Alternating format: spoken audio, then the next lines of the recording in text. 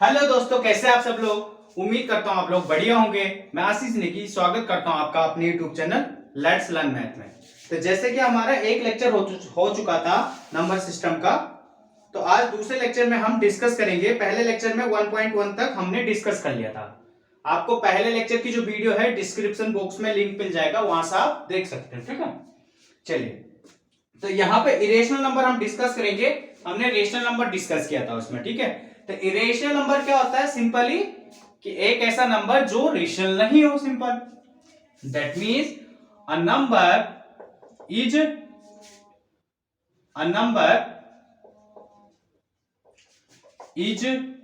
said to be irrational. A number is said to be irrational if it is not a rational number. Clear है इतनी बात? That means हम इस number को इस form में नहीं लिख पाएंगे। कैसा? पी बाई क्यू के फॉर्म में नहीं लिख पाएंगे। ठीक है, जैसे इसका एग्जांपल सिंपली √2 इस टाइप के नंबर इरेशनल है। पाई, ठीक है, ये सब हमारे इरेशनल नंबर है। क्लियर है इतनी बात? ठीक है, आप जैसे ये एग्जांपल मैंने 3 ले लिया आपकी बुक का। यहां पे क्या बोला उसने? लोकेट करना में number 2, sorry locate √2 on the number line पे लोकेट करना है। ठीक है, हाँ, मतलब हमें क्या करना है? लोकेट करना है √2 ऑन नंबर लाइन पे। ठीक, चलिए करते हैं इसको √2 को नंबर लाइन पे। देखो यहां पे देखो, ये मैंने 1 ले लिया, ये 2 इस टाइप से ले लिया मैंने। ठीक है, देखो मैंने एक कहीं से भी बना सकते हो आप।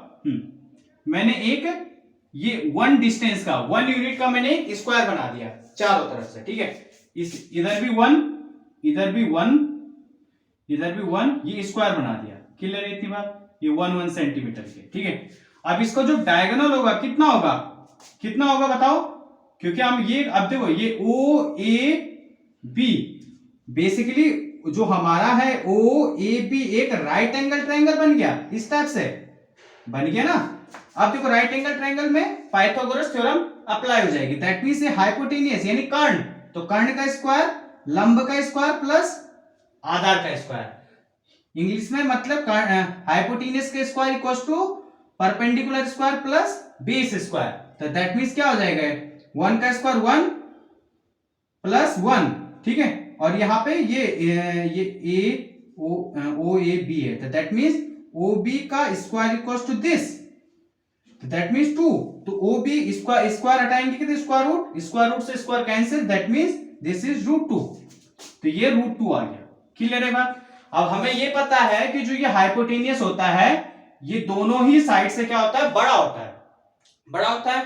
तो दैट मींस इससे तो एटलीस्ट आगे जाएगा ना ये। दैट मींस सपोज ये यहां पे चला गया कुछ इस टाइप से, तो ये हमारा लोकेट हो गया √2 यानी √2 ये नंबर लाइन पे, क्योंकि हमें ये नंबर लाइन पे ही शो करना था ना। बेसिकली ये वाला पार्ट इससे बड़ा होगा ना, तो दैट मींस इसको हमने यहां पे कर दिया, तो दैट मींस यहां पे कुछ इसकी लोकेशन आ गई। दैट मींस हम क्या बोल देंगे? जो सी पॉइंट है रिप्रेजेंट कर रहा √2 ऑन नंबर लाइन।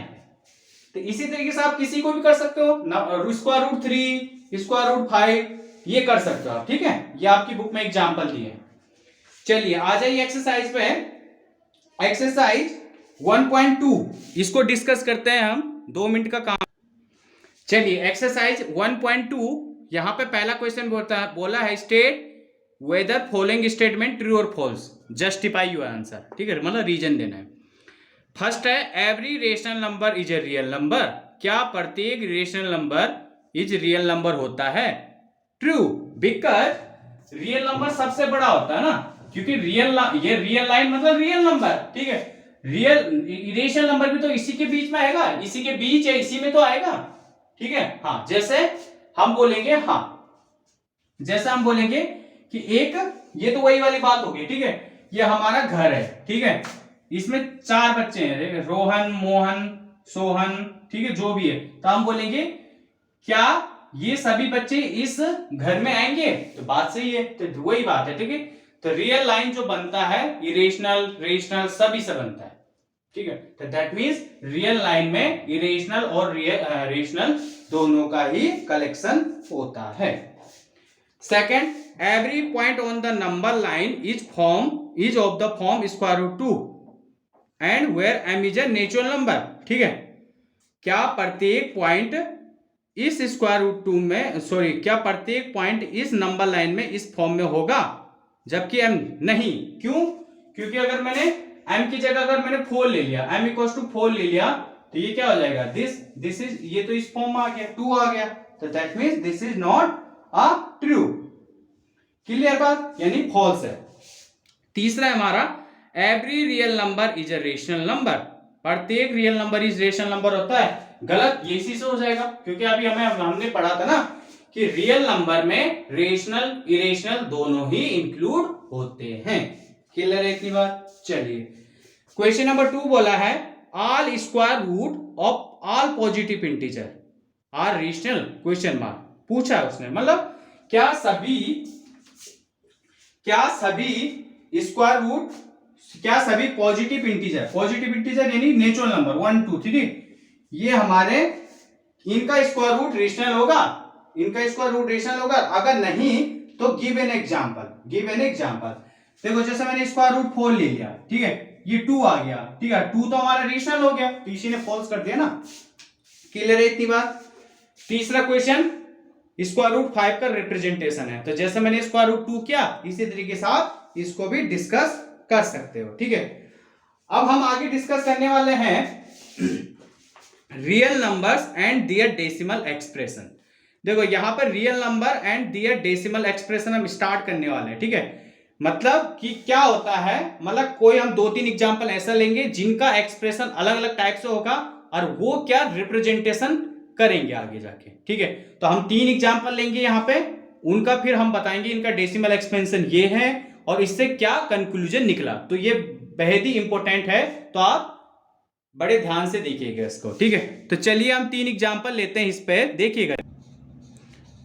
तो ये हमारा real number and their decimal expansion, ये 3 एग्जांपल है।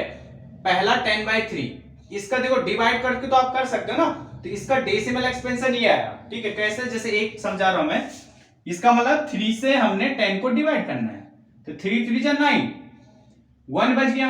अब वो 3 का डिवाइड 1 में नहीं जाएगा, तो डेसिमल लग गया, तो यहाँ 0 आ जाता ना, फिर 3 3 जा 9, फिर 1, क्योंकि डेसिमल है तो अपने आप 0। तो ये इस टाइप से चल रहा है, कर सकते हो आप इस टाइप से, ठीक है। तो यहां क्या हो रहा है इसमें कि यहां ये चलता जा रहा है, मतलब कि डेसिमल 3 के बाद 3 3 3 चलता जा रहा है। मैं इसको इस टाइप से लिख सकता हूं, 3.3 का बार का मतलब ये 3 बार बार रिपीट हो रहा है। क्लियर है इतनी बात? ठीक है। दूसरा 7/8, यानी 8 से जब मैंने 7 को डिवाइड किया, ठीक है, किस टाइप से, देखो 7 में नहीं जाएगा, तो यानी कि ये लग गया, तो 70।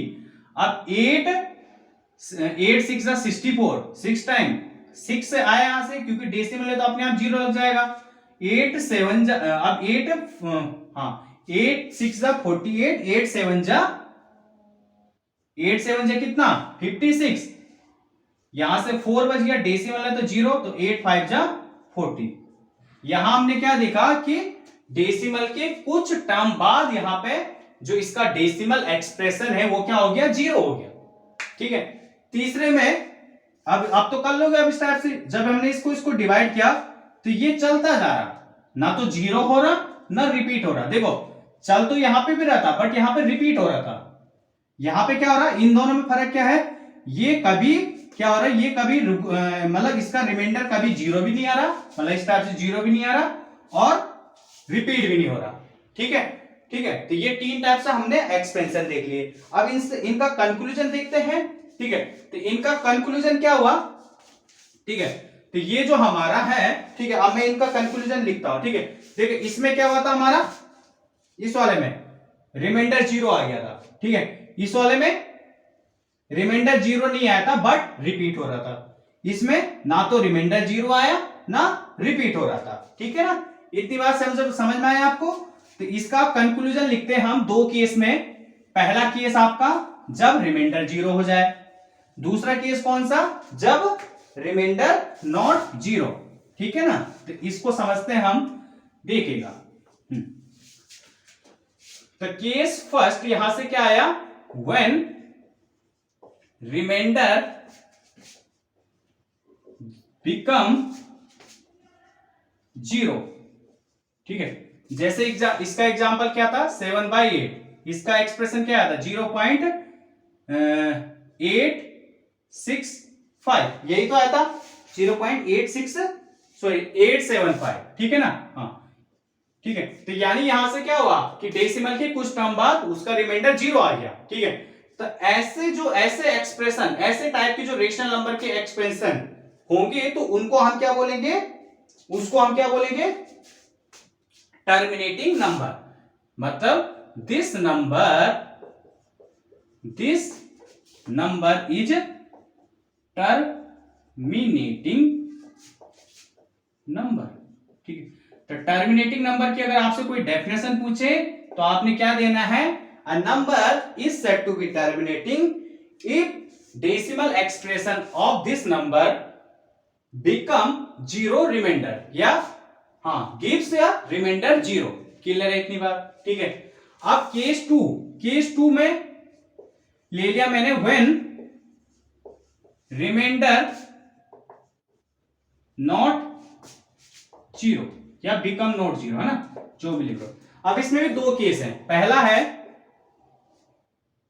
रिपीट, जैसे पहला रिपीट, पहला है रिपीट कर जाए, दूसरा नॉन रिपीट। ठीक है ना? हाँ, तो यानी कि यहां से क्या हो गया आपका? तो रिपीट जैसे मैंने 10/3 का लिया था, तो इसका ये था। ठीक है, दैट मीन्स देखो रिमाइंडर 0 नहीं हो रहा बट रिपीट कर रहा। ठीक, तो इस टाइप के नंबर को क्या बोलेंगे हम? Non terminating. मतलब टर्मिनेट तो नहीं हो रहा है, टर्मिनेट का मतलब 0 रिमाइंडर नहीं आ रहा है। Not terminating but recurring. Recurring का मतलब रिपीट कर रहा है, रिकरिंग बट रिकरिंग। ठीक है ना? But recurring. क्लियर है इतनी बात? अब जैसे इसमें मैंने एग्जांपल लिया था, एग्जांपल इसमें क्या लिया था? 1/7 ये लिया था ना, 1/7। इसका आया था 0.142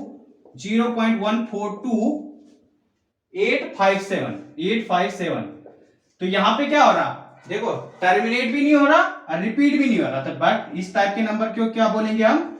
non terminating non recurring. Clear है इतनी बात? ठीक है, तो इस टाइप के। ठीक है, तो आपको अब आई होप क्लियरली समझ में आया होगा कि जो नंबर जिनका डेसिमल एक्सप्रेशन यानी जिनका रिमाइंडर 0 आ जाए डेसिमल के कुछ टर्म बाद, वो उस नंबर को हम बोलेंगे टर्मिनेटिंग नंबर। जिसका रिमाइंडर तो 0 नहीं आएगा बट रिपीट कर रहा है डेसिमल के कुछ टर्म बाद, या सभी टर्म उसकी रिपीट कर रहे हैं, तो हमारा क्या आएगा? Non terminating but recurring. अगर ऐसा केस आएगा जो ना तो टर्मिनेट कर रहा ना रिपीट कर रहा, that means non terminating non recurring. ठीक है, अब इसमें एक छोटा सा कंक्लूजन क्या निकला कि अब ये जो नंबर देखो, तो ये नंबर हमारा रेशनल हो, इस टाइप के नंबर को हम क्या बोलते हैं? रेशनल नंबर बोलते हैं। ठीक है ना? और इस टाइप के नंबर को एक सेकंड देखिएगा, थोड़ा सा ये कहां पर कंक्लूजन निकला, बड़ा अच्छा। सॉरी, यहां पर थोड़ी गलती होगी। जो इसका डेसिमल एक्सप्रेशन ये है, इसके बाद फिर रिपीट कर रहा है। ठीक है, रिपीट कर रहा है मतलब ये सभी नंबर रिपीट कर रहे हैं, तो ये भी क्या होगा? Non terminating non recurring. ठीक है ना? तो यानी कि वो जो आपके पास अभी 9th में वाला केस नहीं है, नॉन टर्मिनेटिंग नॉन रिकरिंग, एक केस और आता है वो आप 10th में पढ़ोगे। ठीक है, तो उसको अभी लीव करते हैं। ठीक है, तो यानी कि आपके पास दो टाइप से क्या हुए, फिर एक ही केस हुआ ना।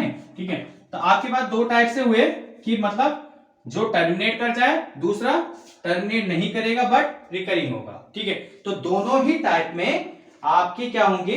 Rational number. ठीक है, तो हम ये कह सकते हैं कि कोई भी रेशनल नंबर के दो टाइप के एक्सप्रेशन हो सकते हैं, एक आइदर टर्मिनेटिंग और नॉन टर्मिनेटिंग। और जो 10th में आप जब जाओगे तो वहां आप एक तीसरा केस और डिस्कस करोगे या तीसरा केस और पढ़ोगे कि नॉन टर्मिनेटिंग नॉन रिकरिंग, उस टाइप के नंबर को हम क्या बोलेंगे, इरेशनल नंबर बोलेंगे। क्लियर है इतनी बात? ठीक है, तो यहां पे आप नोट लिख सकते हैं, तो नोट क्या आ जाएगा आपका, नोट लिखिएगा, तो नोट आ जाएगा आपका a rational number has two type of decimal expressions। Clear है इतनी बात? ठीक है, आइदर पहला है टर्मिनेटिंग, दूसरा है नॉन टर्मिनेटिंग बट रिकरिंग।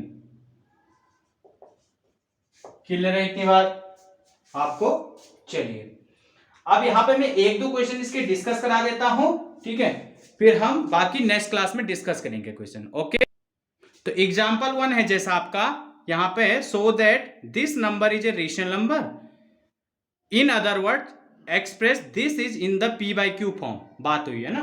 ठीक है, तो देखो मैंने इसको इस टाइप से लिख लिया, देखो जैसा आप बचपन में करते आ रहे होंगे, बचपन में इन द सेंस की अर्लियर क्लासेस में ना 6, 7, 8 में, जहां पर डेसिमल होता था, डेसिमल को हटाने के लिए उसके नीचे हम 1 लिखते थे, बाकी डेसिमल के बाद जितने नंबर होते थे हम उतने 0 लगाते थे। ठीक है, तो यानी कि क्या हो गया, ये नंबर ये हो गया हमारा। ठीक है, अब यहां रेशनल नंबर की डेफिनेशन के हिसाब से ये भी इंटीजर है, ये भी इंटीजर है, ये नीचे वाला नंबर 0 भी नहीं है, तो that means this is a rational number. चलिए एग्जांपल 7 भी एक बार डिस्कस कर लेते हैं, फिर क्लास एंड करते हैं, ठीक है ना? हाँ, तो यहां पर एग्जांपल 7 दिया आपका, एग्जांपल 7 दिया है, शो करना है, क्या शो करना है कि जो ये नंबर दिया है, कौन सा नंबर बोला है यहाँ पे, यानी कि 0 कौन सा 0.3333 दिस, ठीक है, can be express in the p by q form में, यानी कि हमें ये शो करना है, क्या हम इसको p by q के फॉर्म में लिख सकते हैं, यानी कि रेशनल नंबर में लिख सकते हैं ये वाला। ठीक है, तो चलिए हम डिस्कस करते हैं इसको किस टाइप से, देखिएगा बड़ा अच्छा क्वेश्चन है, बड़ा इंपॉर्टेंट क्वेश्चन होता है। तो मैंने इसको x मान लिया, इसको इक्वेशन फर्स्ट मान लिया। अब ध्यान से देखना, यहां पे डेसिमल के बाद जितने नंबर रिपीट कर रहे हैं हमें 10 की पावर उतने से मल्टीप्लाई करना है। यहां पे जैसे एक नंबर रिपीट कर रहे हैं तो 10 की पावर 1, मतलब 10 से हमें मल्टीप्लाई करना है दोनों साइड। अगर दो नंबर रिपीट करते तो 10 की पावर 2, तो 10 की पावर 2 यानी कि मतलब 100 से हमें मल्टीप्लाई करना पड़ता। तो यानी equation first multiply 10 both side, दोनों साइड होता है ना, एक साइड तो नहीं होता इक्वेशन में, तो that mean 10x equals to क्या हो जाएगा, 10 इंटू 0.3। क्लियर है इतनी बात? तो that mean 10x equals to, इसका मतलब क्या हुआ 10 इंटू 0.333 इस टाइप से। ठीक है, तो यानी कि अब देखो कोई भी नंबर 10 से मल्टीप्लाई हो तो वही आता है, सिंपल। अब डेसिमल कहां, एक डिजिट लेफ्ट शिफ्ट होगा ना, हाँ ठीक है, तो यानी कि यहाँ डेसिमल कहां आ जाएगा, यहां से यहां पे। ठीक है, क्लियर है इतनी बात? ठीक है, तो यानी इसको फिर क्या लिख सकता हूं मैं, 3.3 का बार। ठीक है, तो ये क्या आ जाएगा हमारा 3.3 का बार। क्लियर है इतनी बात आपको? तो यानी यहां से क्या निकला आपका 10x, हाँ इसको मैंने अब इक्वेशन 2 मान लिया। अब मैंने कर दिया equation first minus equation 2 minus equation first, तो यहां से क्या हो गया 10x माइनस x, यानी यहां से दिस माइनस दिस, तो 9x इक्वल्स टू, देखो 3.3 का बार 0.3 का बार 0.3, तो यानी 3 आ गया, तो x इक्वल्स टू 3/9 यानी कि 1/3, तो हमारी x की वैल्यू क्या आ गई 1/3। अब 1/3 में यहां देखना 1 भी हमारा इंटीजर है, 3 भी इंटीजर है, और जो नीचे वाला 3 है वो हमारा 0 भी नहीं है, दैट मींस इसको हमने p बाई क्यू के फॉर्म में भी लिख लिया, और ये हमारा, इसी को हम क्या बोलते हैं, रेशनल नंबर। तो क्लियर है आपको, इतना समझ में आया आपका। और बाकी इससे जो रिलेटेड क्वेश्चन है हम नेक्स्ट क्लास में डिस्कस करेंगे, कुछ एग्जाम्पल है और इसकी जो होल एक्सरसाइज है वो भी डिस्कस करेंगे नेक्स्ट क्लास में, ठीक है। कोई डाउट हो तो आप कमेंट बॉक्स में मुझे लिख के बता सकते हैं, और अगर वीडियो पसंद आया तो आपको लाइक, सब्सक्राइब, कमेंट जरूर कीजिए और बेल आइकन जरूर बजाइए, ठीक है। चलिए मिलते हैं नेक्स्ट क्लास में, ठीक है। Thank you, bye bye.